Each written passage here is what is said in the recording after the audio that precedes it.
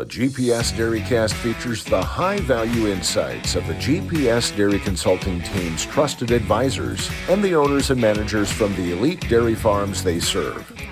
These conversations deliver on the GPS Dairy Consulting promise to inspire change and grow leaders. Hello and welcome to the GPS DairyCAST. I'm Peggy Coffeen from the Uplevel Dairy Podcast, serving as your host. And if you are evaluating the ROI on technologies or questioning if it's the right investment for your dairy, this GPS DairyCAST has you covered. You are going to hear from two GPS dairy consultants, Paul Dyke and Andre Pereira, about two technologies, activity monitoring and feed software. Take some notes from this chat on the GPS DairyCAST. We welcome Paul Dyke and Andre Pereira, two consultants from the GPS team, here today to tackle two dairy farm technologies.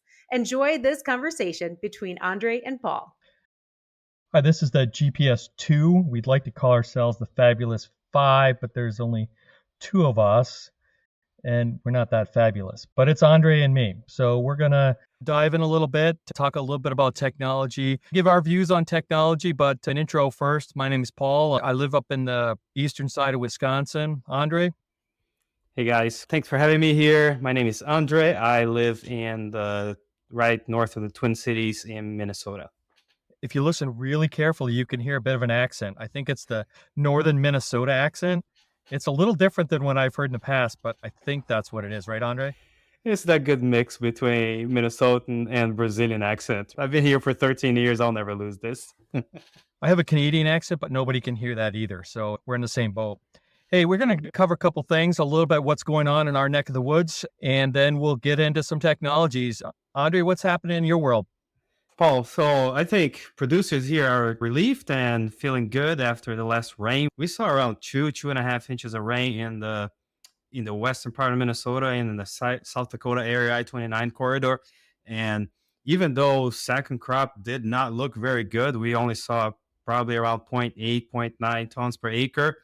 Third crop is coming up fast and it's coming up really strong. So that's pretty good. Still some weak rain in the southeast Minnesota, northeast Iowa area. It looks like the rain just gets there and dissipates. And all the producers are just looking up saying, really? Come on, bring the rain. So that's what's going on there. What about you? I felt good about yesterday. I walked to some dairies and I could say, here I am. I brought rain. And some were happy, of course, but they only got about a half an inch of rain. Some guys got more, but we're still a little spotty on the eastern side of Wisconsin. There is some corn that's curled and 0.4 inches didn't quite do it. There's a lot of anticipation as to how we're going to handle corn that's a little bit light in tonnage. What are the other options? A lot of discussion going forward this coming week. So I'm hoping we get more rain. By the time everybody's listening to this, there will be more rain that's appeared. So we'll see how it goes. Yeah, that'll be great. The sentiment for corn prices is looking good right now, but we're just hoping for more rain and see where it's going to go. Yeah. Of course, the other topic, milk prices and where they're at. They're down. This is where risk management comes into play. Hopefully, for those listening, they've been able to do that. But if not, it's going to be a little bit of a tough summer. Best wishes, and hopefully we'll be able to get through that. Yeah, let's hope for the best, and let's hope our producers can ride that roller coaster.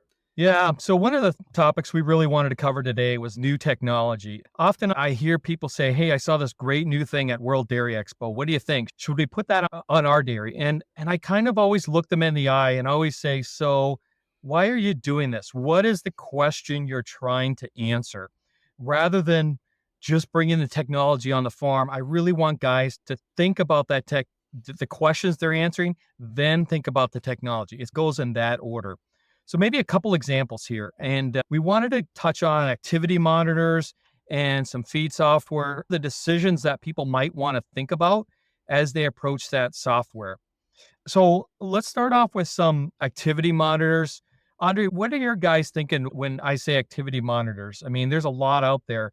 What are they thinking right now with that technology? Well, there's a lot of stuff out there, and we just have to think about, when I talk to my clients or everybody, I just talk about, hey, what's the ROI? Okay. So can this bring back money for you, or can it bring back some peace of mind for you? So that's the first thing we're thinking when we're talking about that kind of technology for farmers. So activity monitors, they're attractive, right? They'll tell you about rumination issues. They'll tell you about if the cow is doing well or not. And there are several options out there, including some brand new options that are just vision based, just camera based. So technology is coming up really fast, and there's a lot of new stuff out there.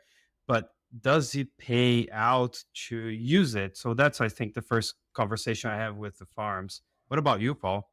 The first question I asked them is, what are you hoping to get out of this technology? What is the question you're trying to answer? For some guys, I think the obvious one is we want to improve our reproduction. Okay, so where's your repro at? If it's at 35 and we want to improve it to 36, technology probably isn't going to maybe be your answer. Maybe you'll save some money on tail chalking. Are we looking at it for improving cow health or catching cows, transition cows? Maybe that's a good answer, but I think the question is, what do you want? There's some of these are rumination collars and rumination ear tags. I love those and I love that technology, but how are we going to monitor that and how are we going to take a look at that? I ask a couple different questions for guys. One is who's going to be responsible for the technology on the dairy and what improvements do you expect to see?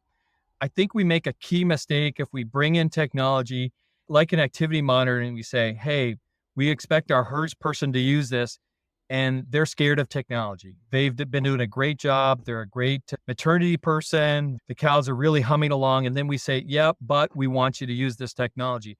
I've seen dairies where they lose their good herds person because they bring in technology that person wasn't ready for. I agree, Paul. And here's the interesting thing about technology too, right? Most of us like to have the latest and greatest on technology. Like, I'm that type. I like to have the latest gadget, the latest cool thing out there. But is it, just like you said, is it useful? So I've seen some very interesting technologies out there. For example, some sensors around the barn that tells you where cows are, specifically where a cow is. So that helps a lot with a robotic system. For example, if you want to find a cow to fetch her, if she is in the fetch list, or if you have some heifers that are trying to hide in the back and not coming to the robot, right?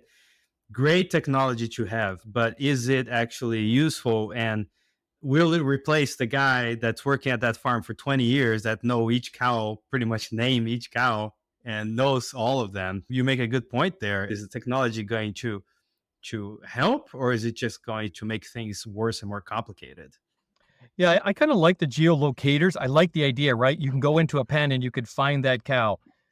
But some dairies have gates that as cows come out of a rotary, that's going to separate those cows out that have an issue. And that's how we're going to look for cows. They're not going to go into a pen of 300 cows because the alarm went off at 2 in the afternoon and they're going to milk them at 3. And they're also going to go look for this cow. They're probably not going to do that. And the other part to that is how we use the technology. I think there's a bit of a divide here in how small herds versus larger herds might use this technology for cows that maybe are sick. I've had some dairies that have 2,000 cows, and if they would respond to every beep and blip and alert that comes to them on their phone, it would drive them crazy. It would just literally drive them crazy. So I think there has to be a sequence as to how they handle those alerts for sick cows. Andre, how do you see people doing that? What's your view of how people are handling those alerts for problem cows? Can you imagine if your phone was off the hook all the time just because some technology was calling you, telling you, like, hey, this cow is sick. Hey, that cow is down. I mean, at one point you're going to start looking at them, but then after a few days, you just give up. You're like, there's no way I'm going to keep up with this. There's no way I can keep up with getting phone calls, right? And I think some herds that I talk to, usually they just try to run a report twice a day, one in the morning, one in the afternoon, to see what's going on and run from there and go from there.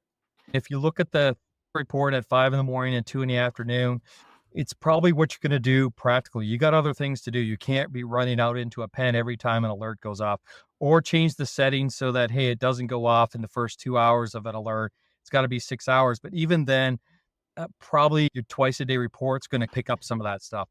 It sounds great that you're going to get an alert every time a cow is sick, but practically, I'm not sure it can be done. Not on dairies with 2,000 or 3,000 cows. It'll drive the herds person crazy if he does that. Yeah, usually I've recommended before to get a report early in the morning, right when they go and read bunks, to take a look at the bunks. And as they're looking at the bunks, they can go around and look at which cows are going to be a problem too, and if a pen is having a problem. So that's where That's where I think these technology can work, is to help the producer to be efficient and be fast there in the morning.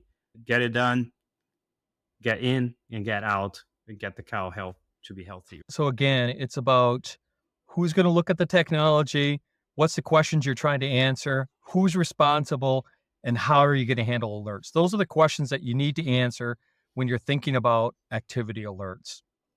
Let's move to a little bit of a different technology, and one that, Andre, that we have every day that we deal with, and it's feed software. I got to tell you, this past week, I must have had 5 questions about people wanting to switch to new software, a different software, adopt feed software. And the questions, it's always about, hey, should I do this? Is that software better than this software? Andre, how do you handle that question in terms of when people say, hey, I want to look at a different software? How do you grill them? What's your approach? So funny you say that, because I got a couple of those questions this week too. My comment to farms, and I would like to hear your thoughts on that too, but my comments are, what do you want? What do you really want to Yeah. see in the feed software, and how can he help you? So are you the type that only looks at it once a week to see if things are going well? Or do you want more? Do you want to look at it every day and make sure the load accuracy is correct, the drop accuracy is correct? Make sure your feeders, usually you have 2, 3, or 4 feeders in the farm, depending on the size. Make sure they're actually doing an accurate job. They're not overfeeding, right? So is that what they're looking for? Or do they just want a once a week report? Let's see if my cows are eating the right amount of dry matter, and that's it. So it depends on the goals of the farm. My preference, Paul, and I would like to hear yours, but my preference is, I'm kind of a data geek about that. I want to look at it all the time. I want to see, is it being dropped at the right time? Is the accuracies, is one feeder dropping a pound more of protein mix compared to the other feeder, or a pound more than it should be fed, right? Because you know what a pound is. A pound right now doesn't cost, it's not that cheap. And with the milk prices like they are, we want to be as accurate as we can. So how do you handle that, Paul?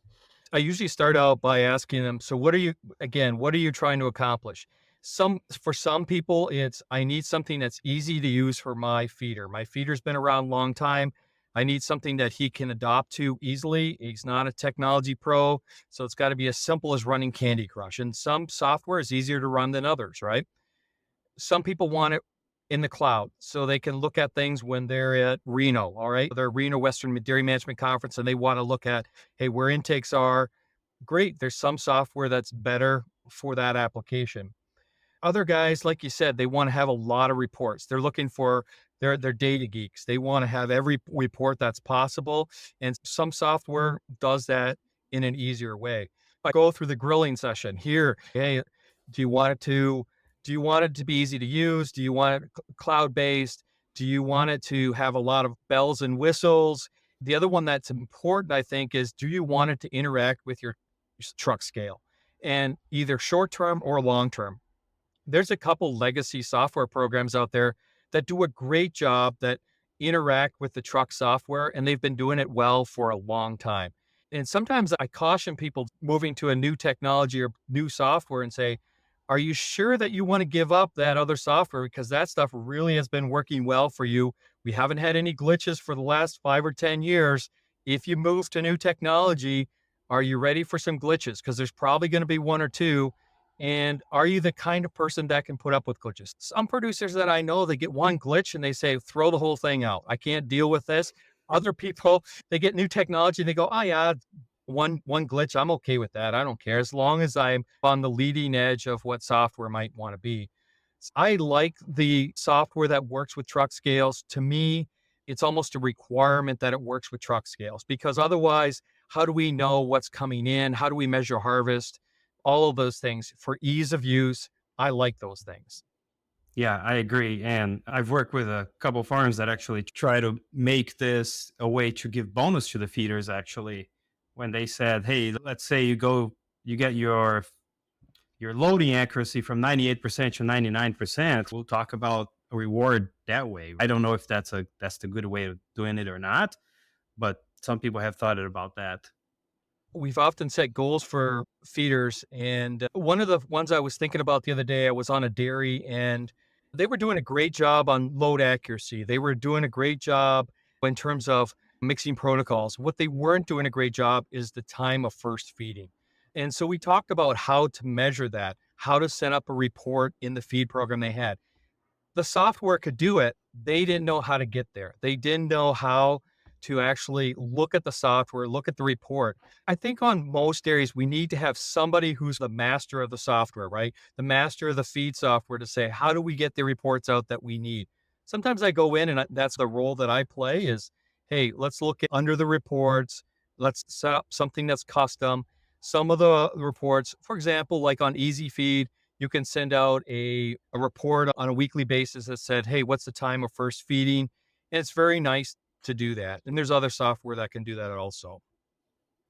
Yeah, I think that's great. So as an example too, I work with a farm that had a lot of people feeding. They had a lot of part-time people that had to do the feeding.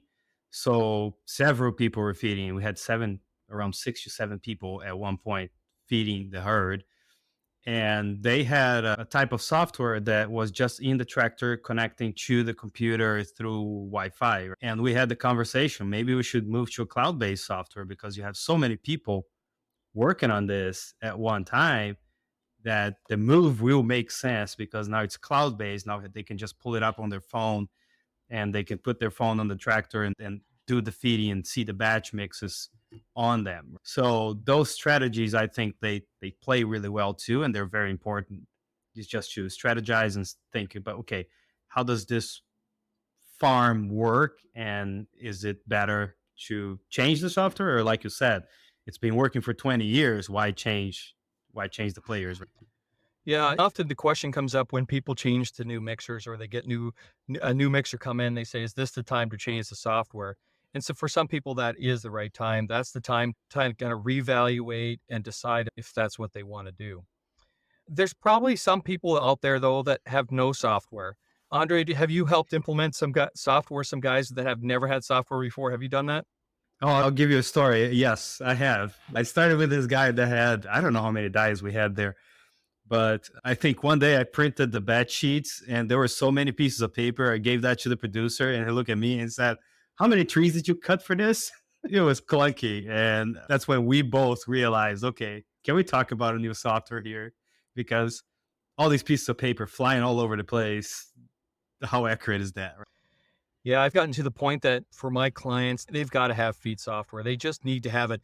And a simplistic one could be dry matters, right? Every time corn silage changes in dry matter, it happens automatically with software. But somebody who doesn't have software, if there's a few of you out there yet that doesn't, you need to really reprint the sheets, or you need to have a separate Excel spreadsheet.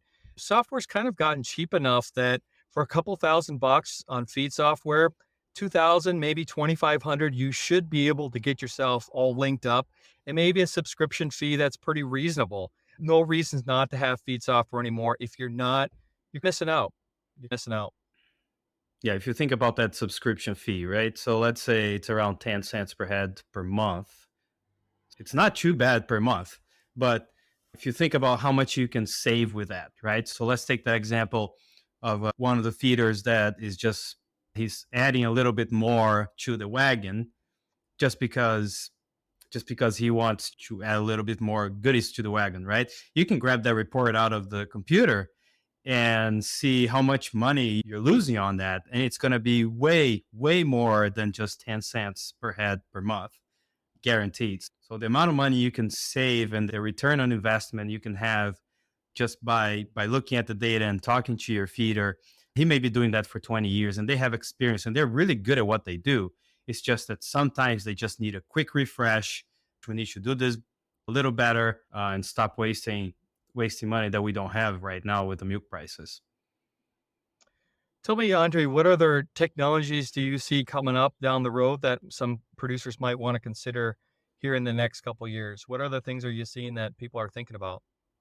I've been seeing a lot of vision-based stuff. So things with cameras, and everybody now has AI, right? And everybody now is talking about AI and how AI is this, AI is that. AI right now is pretty much a good algorithm. Camera-based software is actually very interesting because the equipment that you need is just cameras. It's not complicated, honestly. It's just to set up some cameras and they actually work really well. So that's a new technology that's coming up. Everybody is using cameras now. Car companies are using cameras for their cars. Everybody's using cameras for new technologies. What about you, Paul? What are you seeing? Yeah, one of the things that you had a chance to use is people know about the campus units and doing it on entire farms. I've done that individually on some pens, and I've done field cams, and I think we've all done field cams looking at time-lapse cameras. I'm really excited about the technology that can summarize the data. Technology that not only uses cameras, but uses computer software and algorithms to say how many times is the feed being pushed up? How long were the cows out of feed? It can identify and sense how much feed is left in the bunk. Did the cows run out for 2 hours before they got fed? Did they only get pushed up 7 times when they should have been pushed up 12? That's the technology I find really exciting. So, Paul and Andre, you have just explained so many of these details about two of the technologies the dairy producers are thinking about all of the time. It's activity monitoring. And as you said, the questions you've been getting so often about feed software and decision making in that regard as well. And so, as you reflect on the conversation you just had, Andre, how would you provide some takeaways for our listeners on what they should be walking away from this conversation with when it comes to activity monitoring and feed software investment decisions? So basically is you start by thinking, okay, is this technology going to pay for itself? So make sure you think about that. And then from there you think, okay, who's going to implement? Who's going to be responsible for it? And what kind of action you will take and who's going to be responsible for that action, right? So you have to think about those things before you implement those technologies. And that's pretty much the wrap up is to summarize this, make sure you understand how this is going to work for you and how it's going to pay for itself. And if you do a great job, it's going to be good for your dairy and it's going to be great for your farm. So it's the who, it's the what, it's the why, it's the how. Andre and Paul, thank you for jumping on with us to the GPS DairyCAST. I'm your GPS DairyCAST host, Peggy Coffeen from the Uplevel Dairy Podcast, and thank you for listening today. The GPS DairyCAST features conversations that deliver on the GPS Dairy Consulting promise to inspire change and grow leaders. If this GPS DairyCAST has you looking for more ways to become an elite dairy producer, find more information in our show notes on how you can add a GPS advisor to your team. And you won't want to miss the GPS Dairy Leaders Forum, an exclusive leadership event with 2 days of learning and networking, more than 20 world-class speakers, and 9 interactive breakout sessions. The 2023 Dairy Leaders Forum will be December 5th through the 7th at Mystic Lake Hotel in Prior Lake, Minnesota. Inspire, dream, learn, do, and become more. Find forum details in the show notes.